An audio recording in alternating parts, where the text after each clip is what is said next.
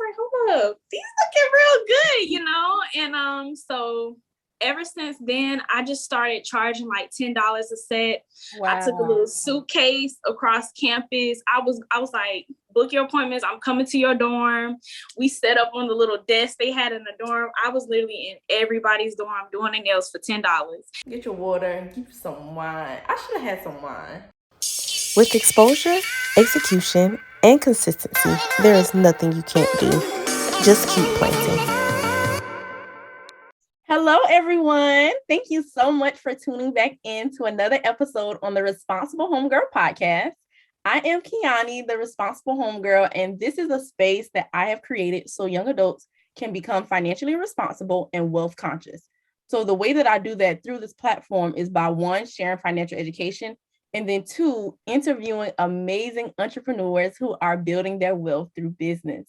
So I know by now, this is probably not your first time here, but if it is your first time here, I'm going to tell you a little bit about the Think Like a Mogul series. So I came up with Think Like a Mogul because, for one, I just love business. I love entrepreneurship, but I feel like South Carolina has so many hidden gems. It's easy for us to be scrolling on social media, looking at what people are doing in other places like Georgia or Florida or Texas, but we really have greatness in our own backyard. So this is where the Responsible Homegirl comes in at. And like I said, I'm exposing the greatness that we have in our own backyard. So today we have no other than Miss Geo herself. She is the matter of fact, I'm not even gonna tell y'all what you do. I'm gonna let sis tell herself, okay? But before we get in, Geo, the first thing that I always ask my guests, tell me an irresponsible financial decision that you've made before. And the reason why I asked you to share that is because, like, my brand is called the Responsible Homegirl, but Kiani is the recovered irresponsible homegirl. Okay. So tell me about an irresponsible financial decision that you ever made. Well, there's so many. Like,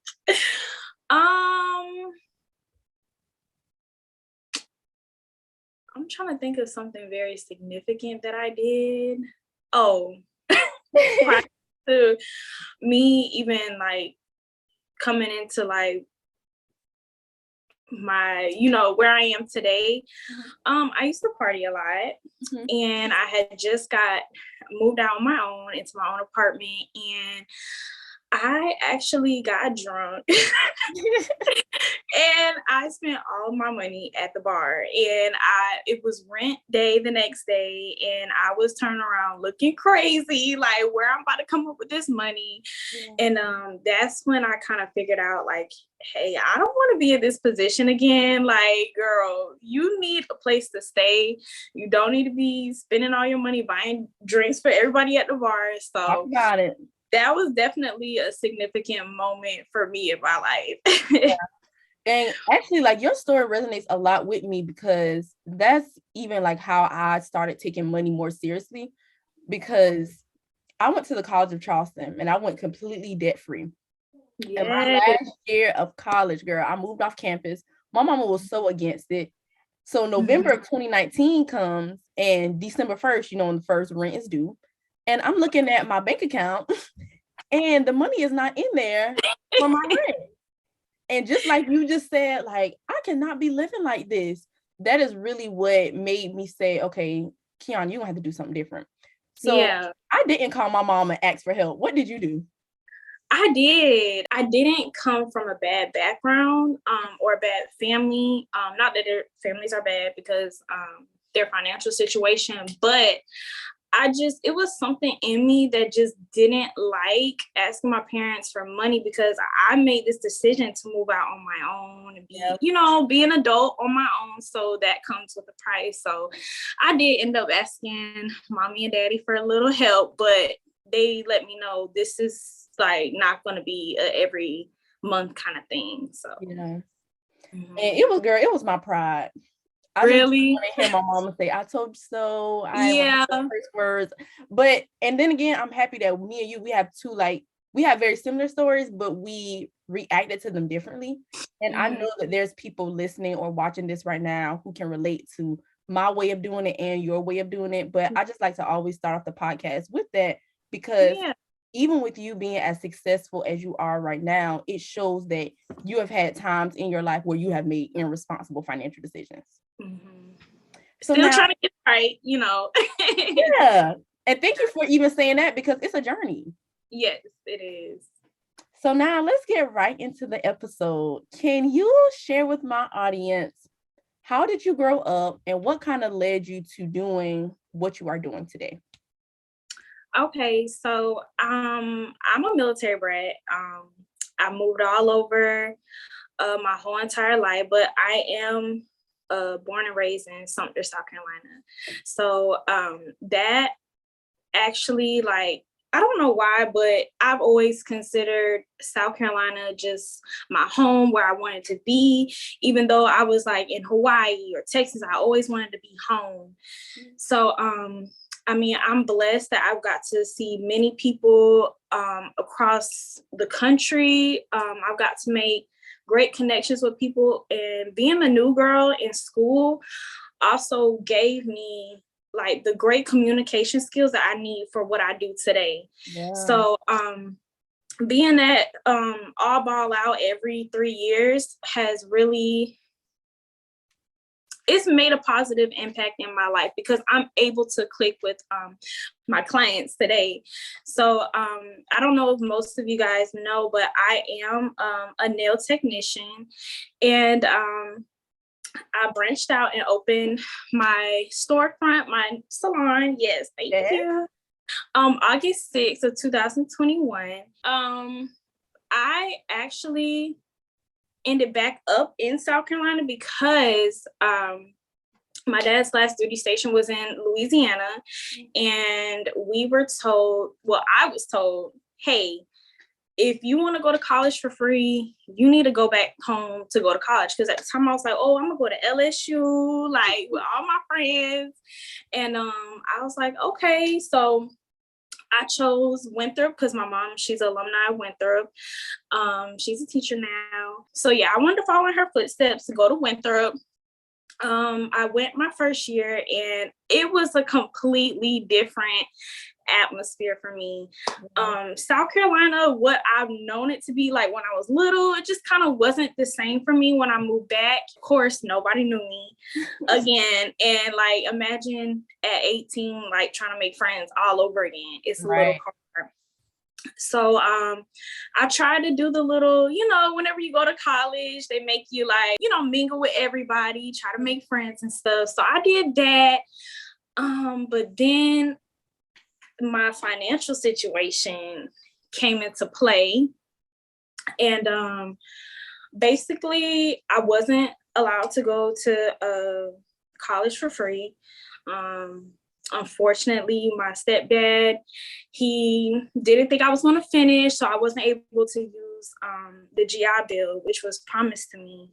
So my mom, my grandma, everybody, they tried to do what they could to put me through college, which ended up putting me in like $20,000 in debt. Like, worst decision. Now that I'm looking back on it, I'm like, girl, you could have went to a community college. But I wanted to go to Winthrop. Yeah, I wanted to go to Winthrop. And so yeah.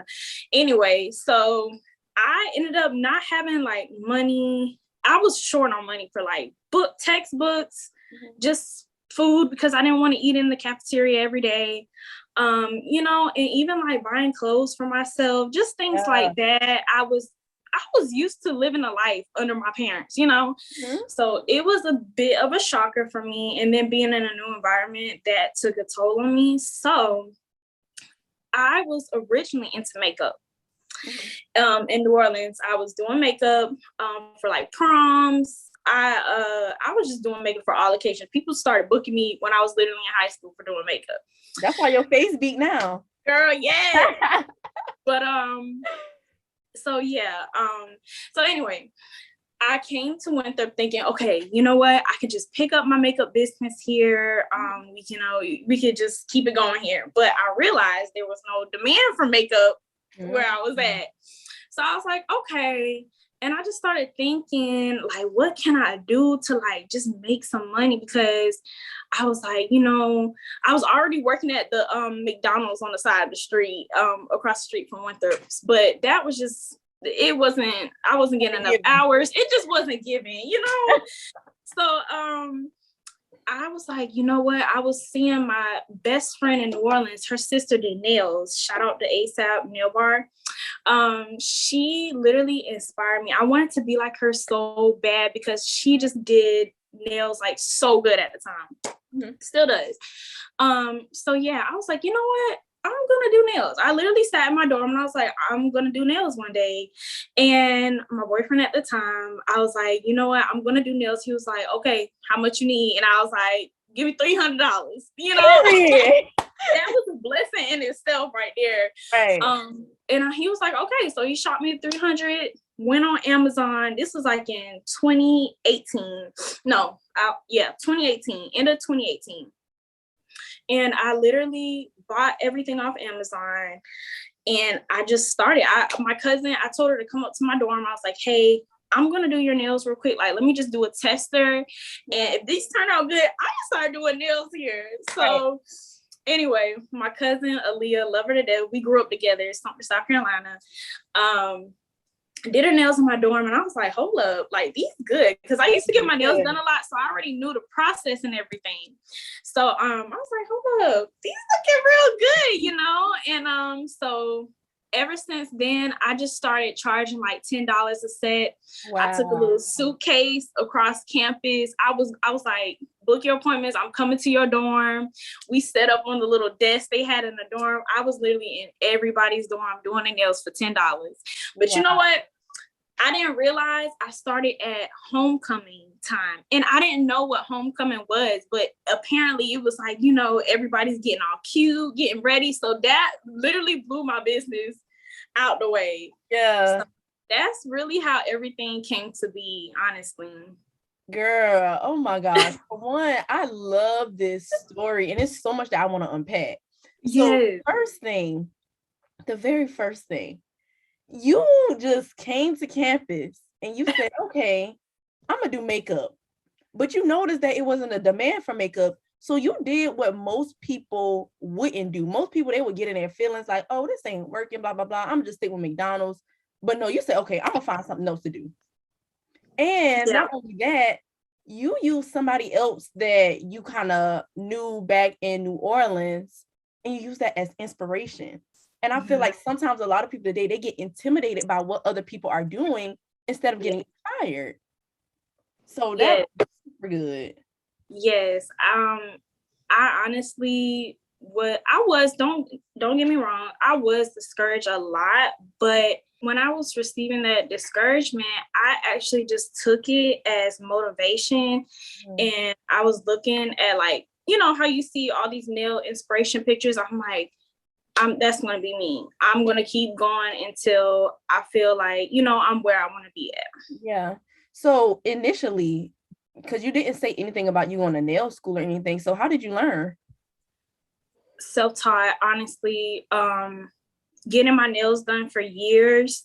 And also YouTube. I literally was in my dorm, even before I bought the nail supplies, I was watching hour-long YouTube videos. Like I would fall asleep with my laptop, like on top of me on my little dorm bed, watching nail video after nail video. I literally was trying to look up and get as much information as I could before I actually got my hands on the things. And I feel like, honestly, in the nail industry, I feel like a lot of people, they don't really do that anymore. I feel like a lot of people just want to jump into it and not really understand that every little thing matters. You know what I'm saying?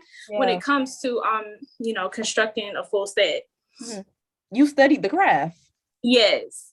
I literally studied. So the next thing that I want to point out about the beginning of your story is you was around campus, girl, doing $10 nails. So tell me, when you first started, like, how was you promoting yourself? Were you putting yourself out there? Talk to me about what it took to just be like going around campus saying, I'm gonna do your nail for $10. Yeah, honestly, word of mouth. People forget word of mouth is like the best way to get your business out there. Yeah. I really just posted on Instagram, and then it was the convenience that I provided for a lot of people. Like, she's on campus. A lot of people don't have cars, or a lot of people didn't even want to move their car out their parking spot. Right. So I really provided that convenience, and everybody, it literally just like took win, honestly. I love that so much. So did you end up graduating from Winthrop? I didn't.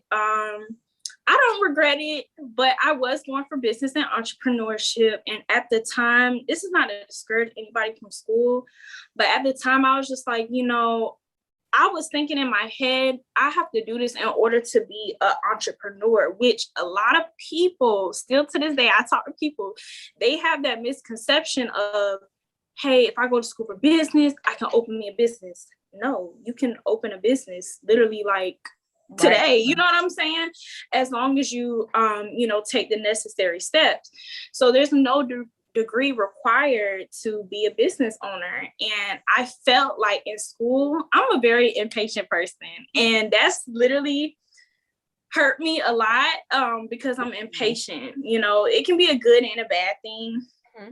But I learned, you definitely have to have patience, especially like with the business.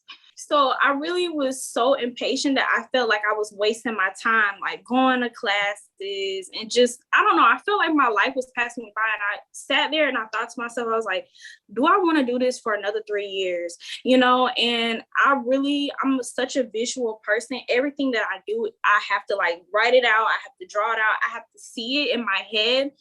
So I see myself accomplishing a lot in the next 3 years, which I did, thank God.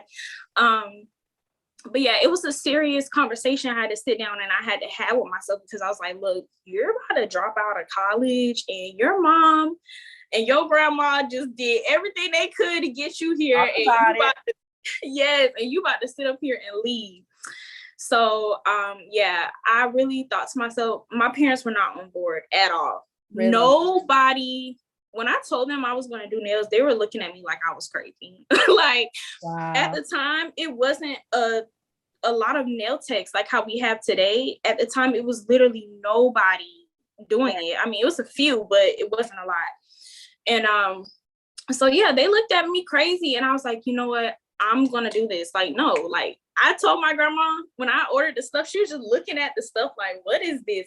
And I said, you'll see. Mm-hmm. And I remember that day like it was yesterday, because now they are my biggest supporters. But I had to have a plan. That was my major thing. Have a plan. If you're gonna, do something like that, have a plan, or at least be determined, because this is my only plan, so it has to work. Come on, sis. My only plan, so it has to work. And one thing that really stood out to me is that even though your support system was looking at you like you was crazy, you was like, it doesn't matter. Like, I believe in this, and this is what I'm going to do. And I feel like sometimes we can, or I'm not going to say we, because I don't do this, but it may be somebody listening or watching. You may be leaning on people as a crutch, waiting on them to support you when you need to believe in yourself and put in the work. And what did you just say? Yes. Now they're your biggest supporters. Exactly. Yes, I firmly believe in that. Mm-hmm. So now, Gio, let's talk about how you made this transition. So you ended up not graduating from Winthrop, made this great decision to bet on yourself, build your business. How did you get to Greenville? Long story. Literally, we might need a whole nother episode. But I mean, long story.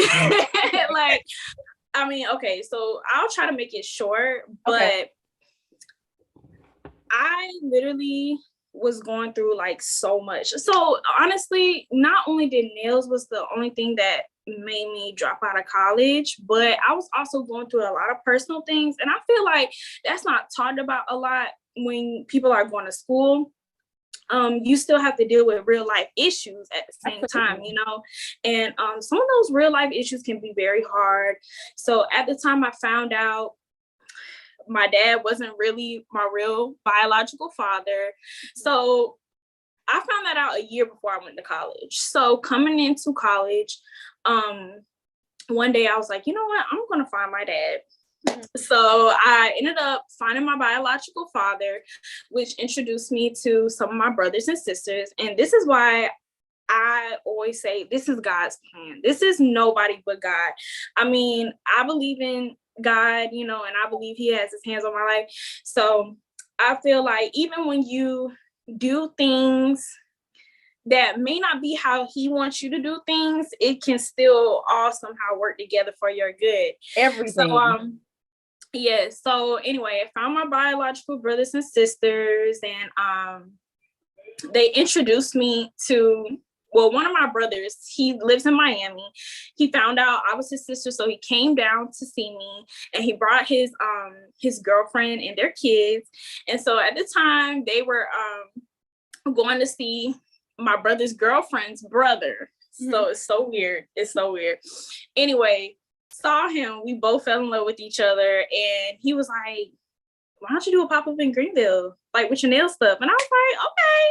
So he was like, "Yeah, you could do it in my apartment or whatever." And at the time, I didn't have no place to do nails. Honestly, I was just thugging it out of anybody's house that would let me at the time. Yes. So I was like, okay. So I came up to Greenville, and I was like, hold up, I like it here. Like, it was a nice little city, like, you know, and because I'm used to like country bumpkin, you know what I'm saying? Ghost town. So I was like, okay, you know. So I went, and honestly, if I'm being truly honest, and this is a part of my irresponsible decisions that I made, my car broke down there, and I was like, you know what? He was like, just move in. And I was like, okay, but literally never again, you know? So yeah, I ended up moving in with him. He was like, you could do nails in my apartment. Did nails for like a year in his apartment. Ended up getting my own space. Well, he helped me get my own little booth rent somewhere on White Horse Road, I believe. It was a lady, even though I wasn't licensed at the time, she still let me work in her attic of her salon, and I'm so grateful for that. But yeah, that's really how it came to be. And I, ever since then, I just kept on trying to elevate. You know, I was like, you know what, I don't want to be stuck in this same position, so let me just, you know, elevate till I get to where I want to be. Yes. And that situation just showed me how God is really like so real, because although it was like unfortunate that you had just found that out as soon as you got to college, it's so many blessings that came after you finding out, and having a village and that support system.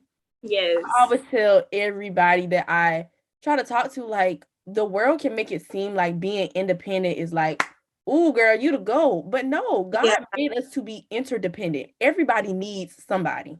Yes. And to touch on that, I literally could not have done this if I wasn't surrounded by people who truly wanted me to see me win. Yeah. You know, like, honestly, even though things didn't work out with my ex-boyfriend, he truly wanted to see me like do good. And I'm so grateful for that, because he helped spread my word across Greenville. We were in Walmart. I turn around, he over there telling somebody about my business. You know, exactly. And honestly, and you got to have the drive, and you really, this is something you can't be a business owner if you just, you know, you give up after every little thing. You may feel like you want to give up, but you got to just find the strength to keep on going.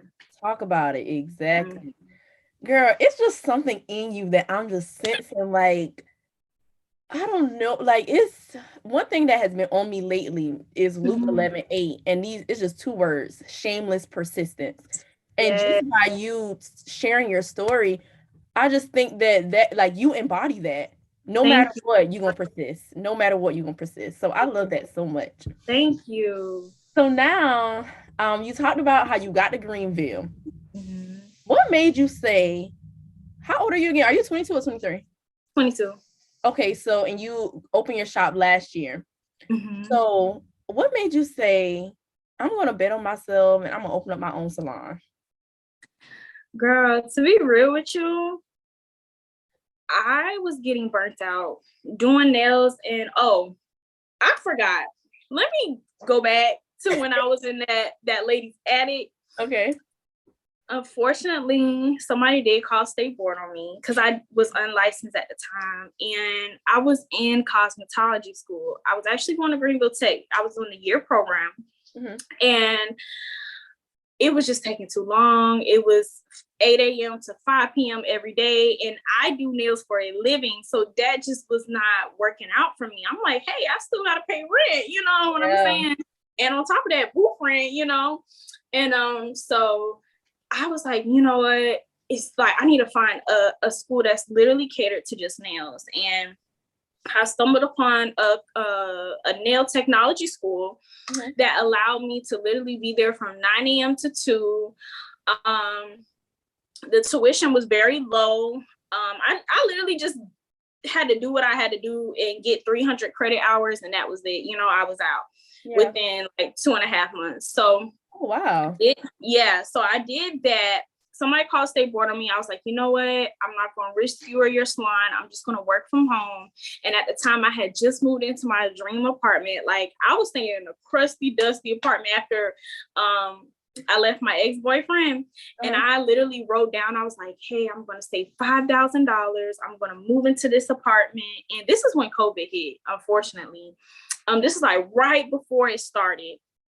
And I had a 2-bedroom at the time, but it was no ceiling lights. It was just not me, you know? And I literally hit every goal on that piece of paper that I wrote down. And I moved into my dream apartment. I was like, I'm not doing nails in here, you know, no, like I'm doing, you know. So anyway, I was doing press-ons after, you know, somebody called state board on me. But then I was like, you know what? I'm gonna just go back to doing nails, just trapping out of my apartment. And you're in the dream apartment that you said you wasn't gonna work out. Yes. Okay. Yes. And shout out to my clients. Like, they have followed me everywhere. Like, I could not have done this without my loyal clients. And I mean, they followed me from apartment to attic to another apartment, you know, like everywhere. So yeah, anyway, I was just getting burnt out. I had finished school and I was just kind of just doing nails, not really having any goals set for myself. And so I think it was my grandma that texted me. Yes, she texted me and she said, Bria, that my family calls me Bria because my middle name is LaBria. But anyway, so she said, Bria, I believe God will open doors for you if you go and get your license. And I was like, okay, you know, I've been sitting around like procrastinating because I just felt like I didn't want to study for the test because I thought it was going to be, I got to remember all this stuff, all these funguses, all this bacteria. I was just kind of avoiding it and just chilling where I was at. And so I was like, okay, so my boyfriend helped me study, my boyfriend now, he helped me study for my test. And, you know, we just wrote down flashcards, just studied. I literally just studied for probably like 30 minutes a day, scheduled my test. Cause I was like, you know what? I'm not backing out of this. I'm scheduling my test now. Took my test. I passed with flying colors. It was so easy. And I was like, girl, all you had to do was just do it, you know? And so as soon as I took my test, I kid you not, God opened the doors to my building that I have now. Wow. And it's a crazy way I found it too. Girl, I found my building on Craigslist. So let's get into it. So talk to me about, okay, but did you already have the seed planted in your mind that you wanted to have your own salon? Yes. All my clients remind me to this day, even when I was at Winthrop, I was telling them how I wanted to own a salon. That was always the goal. That was always the plan. So I've always kept that vision. I've always envisioned myself in my salon. One thing about me, if I don't see it first for myself, I can't see me doing it. But if I can see it, it's coming to life. Yes. And I think y'all caught that gem. You have to see it before you see it. I'm going to say that again. You have to see it before you see it. One thing that you have consistently said while we were talking is, I wrote this down.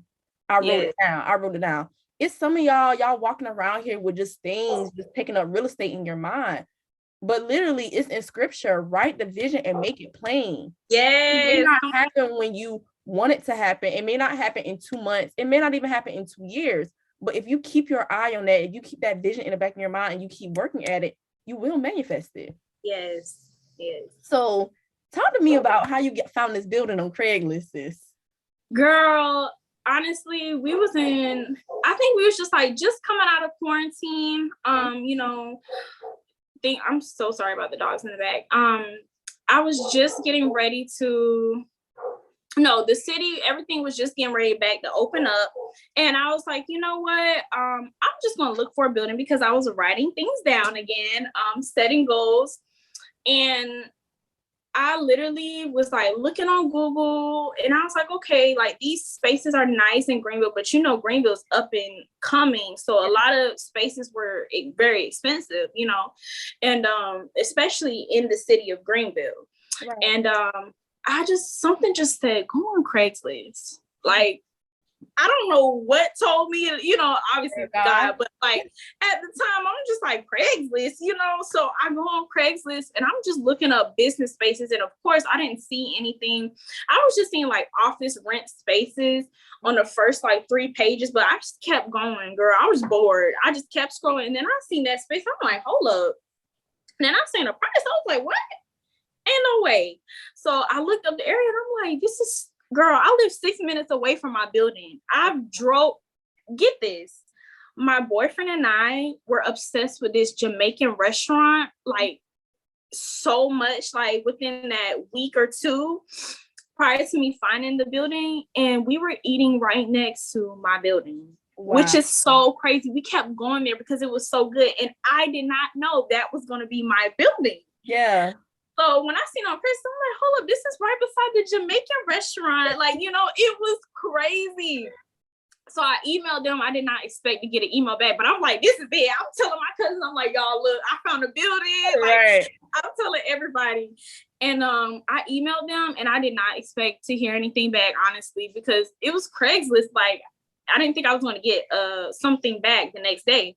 Right. He called me the next morning. I was in Columbia at my mother's house and he was like, yeah, can we meet today or whatever? I'm like, yes, whatever time you need to meet at, I'm there. So I drove back to Greenville, got my boyfriend. I was like, come with me. I'm about to meet with these guys at the building. And once I seen it, the building was it was so bad. But all I saw was like my vision when I walked in there. He was like, yeah, you just see opportunity. I'm like, yes. Right. Because the building was so bad. It was so bad. Anybody would be like, no, I'm not getting this. But I'm like, no, we gonna do whatever we gotta do. You know what I'm saying? Yeah. So that's really how I came to open my salon. I love that so much. So you see this building and it's not what you think it is. Well, it's not, I'm not gonna say what you think it is. I'm not, you know what I'm trying to say. Like, yes, it wasn't picture perfect, but you saw the opportunity. So when you was looking at this building and it wasn't all nice and cute, Instagrammable, what was going on in the back of your mind? Did you think about how you had to financially prepare for it? Or were you just saying like, oh, I'm gonna make a way, it's gonna happen? So my grandparents are literally like Bob the Builders. They build it onto their house. They've added so much. So I was like, I got to bring them up here to see it and see what we can work with it. Mm-hmm. So I brought them and they was like, Bria, this is too much space. I'm like, no, Grandma. I'm trying to I'm like, Grandma, no, this gonna go here. This gonna go here. It's perfect. Yeah. And so she was like, are you sure? And then I wasn't, it was an extra amount of money a month. Like it was something I wasn't used to. It was over $1,000 a month. You know what I'm saying? And that's a lot. Yes, for my building. Mm-hmm. On top of, I'm paying my own rent, my car payment, I got my own bills. So she was like, are you sure? And I'm like, Grandma, I'm telling you, I didn't even have the numbers. Like, I did not even write down no numbers. I just knew. I was like, look, this gonna work. And so I brought them in to look at the building. They was like, okay, yeah, we could do this, we could do that, or whatever. And I had some money saved up too. And of course I had my stimulus. I didn't even spend my stimulus. I just told my grandma to hold on to it for me. And it came in handy when I had to put like my deposit down for my building. Yeah. And then thank God the building was in such bad shape. The landlords gave me like 2 months free of rent thank God, and 1 month really cheap. So I had, I was still working for like a month or so after I had the building, but then I stopped working by that second month because I wanted there to be like a momentum, like some type of build up for my clients whenever I do my grand openings. Yeah. So, and then also I was blessed enough to get the PPP loan. Like, luckily my cousin, like, she told me about it one day, like, and she was like, well, he got it. Well, my boyfriend got it. So let me just, put you on. And I feel like, I hate to say it, but I feel like a lot of like, as a community, as Black people, like, I feel like we don't try to put each other on to like, certain things, like, people don't try to tell you about free money or, what I'm saying? Yeah. So it was a lot of people that had the PPP loan and they didn't tell me about it, you know what I'm saying? Right. But my cousin told me about it, thank God. And that definitely helped out a lot. I was able to get my pedicure chairs because them chairs expensive, girl. So yeah, I was able to get my chairs with that. I was so thankful. But everything else came out of pocket. Of course, my parents blessed me. They helped. Everybody around me was just trying to help me any way that they could. Yeah, and I really think it was because they saw how much you believed in yourself and how much you actually put in the work. You wasn't just like sitting down asking for a handout. No, you were actively working. Yes. And that goes back to what we were talking about earlier, like using your support system. Don't just shun away everybody. And just because somebody can't financially support you, you just said your grandparents, they bobbed the builders. Yes. They can't give you $10,000, but they can come in and help you with a building. Yes. So I share that to say, like, look at what you have in your hands. Look at what God has already blessed you with. And literally use what you have to create what you want. And your story just literally exemplifies that. You used what you got and you created what you wanted. Yes. And it's so much more I wanted to do, but my grandma and my mom just had to keep reminding me, you just gonna have to work with what you got right now. And I was like, yeah, you're right. Cause like, girl, I want the whole grass wall. I wanted everything, but you still have to work with what you have. So, and I've seen your salon on Instagram and it is beautiful. I can't wait to come and see it in person. Yes, it was just, we did everything ourselves, like no contractor, no, everything, like my boyfriend, my grandma, my mom, and my grandpa, like everybody was literally staying in my 1-bedroom apartment for like a week at a time just to get everything done, because they live back in Sumter in Columbia. So they were coming down, staying in my little apartment for like a week at a time just to get this all fixed. And I could not have done it without everybody, honestly. You can't do it by yourself. Shout out to the fam. I love it. And if you're listening to this and you may not have and really support a family or people that are like all hands on, don't even let that discourage you, because I'm telling you, if God gives you something, he will put people in your life who will help you. You just need to act. You need to take action. You can't just sit around waiting for it to pop up and happen. Yes. So this is the last thing that I want to touch on before we go into our soul food section. Okay. So can you tell me or tell the people about how do you really build a brand? Like, it's some people out there, or it's somebody right here or listening that may be doing nails or hair, or they may have a candle business, or they just might be in business, period, but they have not seen the results that they desire. How have you built a successful brand? Well, I mean, I can only speak for myself right now, because when I started, it was a demand. I realized that there was a demand for what I was providing. So I feel like a lot of people who are in business now and are looking to, brand themselves, I think they should look and see what is something that the people are wanting, and then, just kind of target in on that. And even if it's something they didn't know they wanted, you know what I'm saying? Kind of create a demand and then be able to, fulfill that demand for these people. But honestly, I utilize my Instagram, my social platforms. At first it was Beat by Geo. So then I switched it to Nail by Geo. And literally what I did which I think helped me a lot, was after everybody got their nails done with me, like on campus, they would tag me and they would say nail by Gio, and they would tag me, and like everybody wanted to be nailed by Gio because it was like a thing, you know? So I really think that's important, having your customers, you know, recommend you or even tag you on their social platforms so their followers can see, you know, and they might be like, like, let me follow this person, or, you know, let me see what they're about. But definitely utilizing my social platforms. At one point, I was getting business cards, throwing them in Walmart parking lot. Like, I was doing any and everything. If I was going to a fast food restaurant, and I'm shy, I like, after I get my food, I give them a business card and I drive off, because, you know, especially if I see them like wearing nails and stuff. So I'm like, oh, she wearing nails. I'm like, let me get her. I'll be like, here you go, boom, just like driving off, because I'm so shy. Yeah, but and I'm happy you even said that, because some shy people, they may feel like, oh, I gotta be a different person to be a successful business owner, and that's not true. Yes, but you definitely have to put yourself out there, even when you feel uncomfortable. Because I mean, there are times where I've seen people wear nails, and I'm like, I want to tell her I got a business, but I'm just like, you know. But there has been moments where, you know, I do step out of my comfort zone. I'll be like, hey, do you like to get your nails done? And I still, like, you know, give them a business card. I'm like, come check me out, you know.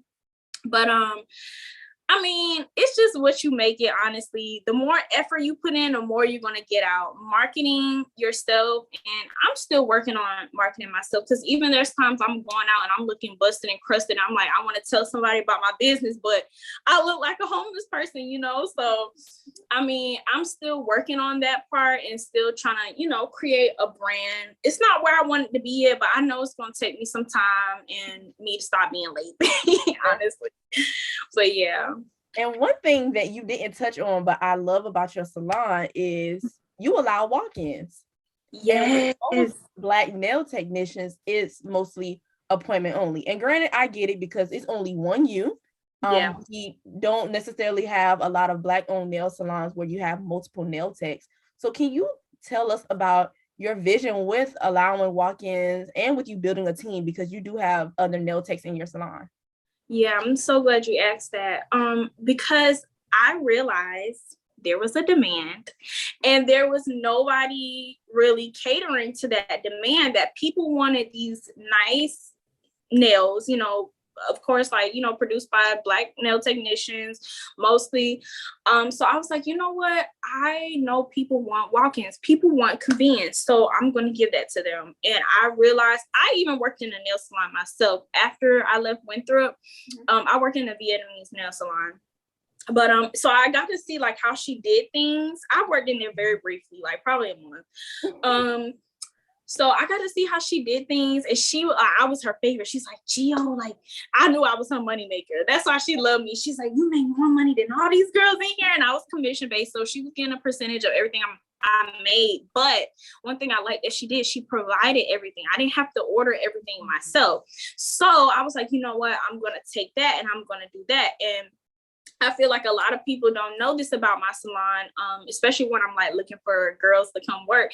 They don't realize that I provide everything that you need, like rhinestones, like everything. Yeah. All you gotta do is bring your drill, bring your brush, and bring yourself. You know what I'm saying? And you know, you can make your money off there. But that was one thing I liked that she did.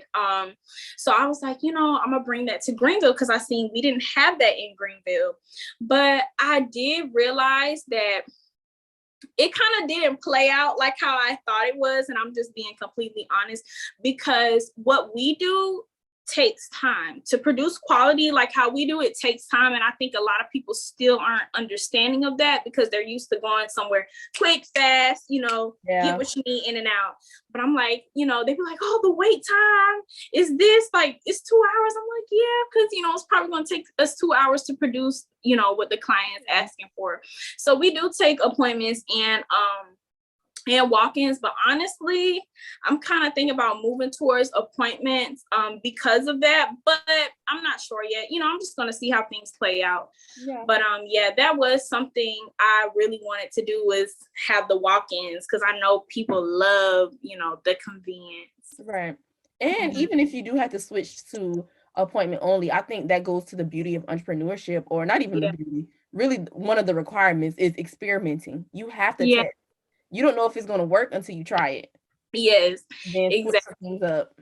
Yes, and also when I've noticed something that is really different with my business, when it comes to um like recruiting a team, I realize, most Vietnamese nail salons, they have like their family working, they could like call their brother, their sister come in and help, but I can't do that. So I was like, you know what, that has been, a bit of a struggle for me, just finding other licensed nail technicians in my city. You know what I'm saying? So it's not that many of us yet in my city, but there's a few, but it's just hard, kind of getting them in there and, getting used to that working environment. Because I realized, you know what, a lot of nail techs these days have not experienced working in a Vietnamese nail salon. And it's so like fast paced, get them in and out, do the best you can, get that money. You know what I'm saying? So it is a little, I'm starting to see, where they have that bit of an advantage, if, you get what I'm saying. But at your nail studio, are you prioritizing like convenience and speed, or are you just more concerned with your quality and pleasing your client? Yes, that's really my main concern. I try to keep the time down, but I do like that I provide the convenience of quality. Right. Because I know that's probably what people are looking for. I'm pretty sure when you go anywhere, I don't care how long that it takes, as long as it comes out right. Exactly. So yes, I do push quality and cleanliness, honestly, because I've worked in Vietnamese nail salons, unfortunately, and it's just kind of not the cleanest, not really by state boards policies. So I try my best, to stay within those lines of being in compliance with state board and also still providing my clients with that quality work. Yes, I love that. Thank you so much for sharing all of this good stuff, Gio. We're about to move into our soul food section. And basically, it's just a real fast round. Whatever comes to your mind when I ask you the question, you just answer it the first thing. Okay. So anybody listening, y'all know I'm from King Street, South Carolina, which is a very, very, very country. And I love soul food. So the first question is, what is your favorite soul food dish? Baked macaroni. Oh, yeah. Listen, I have asked 3 of my guests what's their favorite soul food dish, and all of them say macaroni. Yes, I love macaroni. I gotta make it though. I make the best macaroni. Ooh, girl, I gotta taste your macaroni. Okay. Yeah. Okay, so the next question. I feel like right now we live in an age where it's very microwavable. Everybody wants stuff fast. They want to see their dreams instantly. Can you give us a crock pot story? So a time where you had to wait patiently on something, you had to wait for it to slow cook in a crock pot. Honestly, when I was in the process of getting my shop, I was negotiating a longer lease term for a cheaper rent price. And honestly, this whole process, I literally, like, in the business world, I guess it's kind of hard to like communicate with, like, landlords or people you're potentially doing business with. It's like literally I get one response from them a business day, and then Saturday, Sunday, you're not hearing nothing from nobody. So honestly, that was something that I like really kind of took into play, because I'm like, you know what, they're having they're setting their boundaries, you know what I'm saying? Especially like in this business world, I see that these people are setting boundaries. Like, I'm going to respond to you today, and then tomorrow I'll respond to you again. You know what I'm saying? It's not like a quick back and forth that I feel like a lot of people in our generation, we expect. Cause I was expecting, I'm like, hey, I'm telling you guys, I want this building. I expect to have it like by tomorrow. I have the money here you go. But like, no, you got to sit, you got to wait, and you got to be patient. Yes, I love that. So the next question, if you eat some real good food, you get the itis. You just chair, just chill there, probably about to go to sleep. So tell me something that you are tired of seeing. It could be on social media or something that you're tired of people talking about in regards to either business or money. I'm honestly tired of this luxury living. Everybody wants this ideal luxury life with all this money. Like everybody wants to be successful financially, which I get. But I honestly just feel like, I don't know if this may sound cliche because I opened a business, but that's not my goal. I feel like there's so much more to life than just trying to focus on getting like who can make the most money, you know what I'm saying? Or who can live the most lux life. Like, I just feel like, I don't know, maybe it's the more I get older or the more I see like the life I'm chasing. I just want, I want peace, I want happiness. I want to be surrounded by my family. I'm realizing health is wealth. There's so many other things than designer bags, designer this, designer that. Like, that stuff to me, it means nothing. Like, I mean, to have it, it's nice, of course, to have a few expensive pieces, and if that's what you're into, that's your art, that's your niche or whatever. But I'm saying for just people like me, 22-year-olds, there's no reason you should be chasing these materialistic things, when there's other things you could focus on. I just feel like there's life all around us, and I feel like we're missing that, especially like with these phones and stuff like that. Even me included, I spend a little too much time on TikTok, I'll admit. Yeah. But I mean, it's life going on around us, and I just want to enjoy that. I want to experience that, Absolutely. And girl, I love that you touched on that. And I could tell just from our conversation that you are deeply rooted in your identity. And I feel like when people chase different things like materialistic stuff, and don't get me wrong, there's nothing wrong with materialistic stuff because I love nice things. Yeah. I love nice things. But your identity can't be rooted in the nice things. Yes. I feel just as confident in this dress that I got from Forever 21.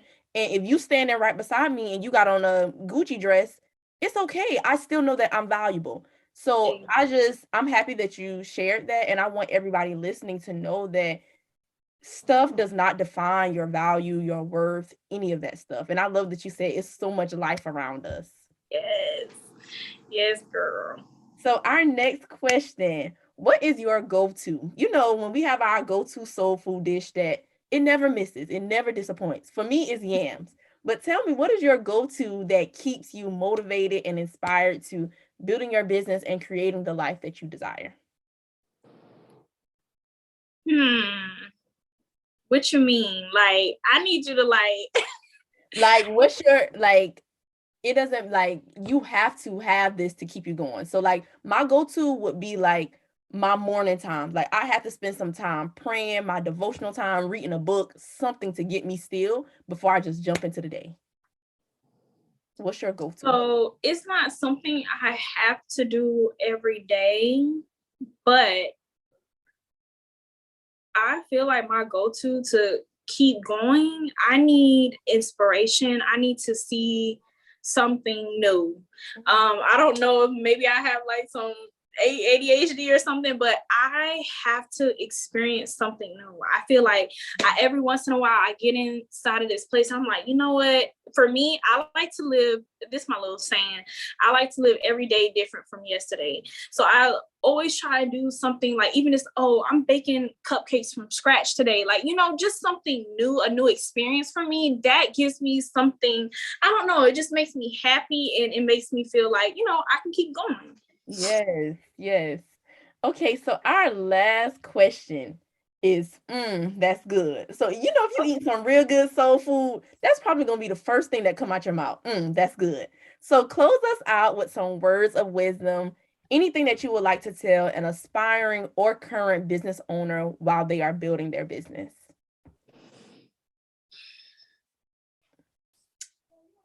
This is going to sound so cliche, but just keep going. Probably every business owner says that because it's true. Keep going, and then if you find that something isn't working for you, come up with something else. I'm just going to be completely transparent. My salon was my dream. I love it to death. It's my baby, but I'm starting to realize I want to do something else. You know, I don't have to be confined to just one thing. Yeah. So I'm at the point, I always consider my salon as my foot in the door to other opportunities. So whatever you're doing or whatever you're passionate about, maybe that's just your foot in the door to open yourself to more opportunities. So that's exactly what I'm using my salon as, a stepping stool, and just to be in the world of like entrepreneurs and really get to experience things like, you know, on a different level. Right. And even like, you know, getting words of wisdom from other entrepreneurs. Like when they see that you're doing like big things, they'll come and, you know, speak life into you. So even to be in the same room with certain people, that was a stepping stool for me. So yeah, I'm still exploring myself at the same time, you know, and figuring out what else I want to do. You can always have more than one business. So keep that in mind, keep going. Even if you get discouraged, it don't matter how long you stay down. Try not to stay down too long, but always find some strength to pick yourself back up and keep it pushing. Yes, girl, we didn't have close it out no better than that. I hope y'all took notes, rewatch this, take action, more importantly. And like I said earlier, her story is just an embodiment of Luke 11:8, shameless persistence. Like, no matter what, keep going. Please share this podcast, this video, if you're watching on YouTube, with all your homegirls, with all of your homeboys, because we do not level up alone, period. Yes. Do not just hoard this information. Share it with somebody else. And always remember, with exposure, execution, and consistency, there is nothing you can't do. See y'all on the next episode.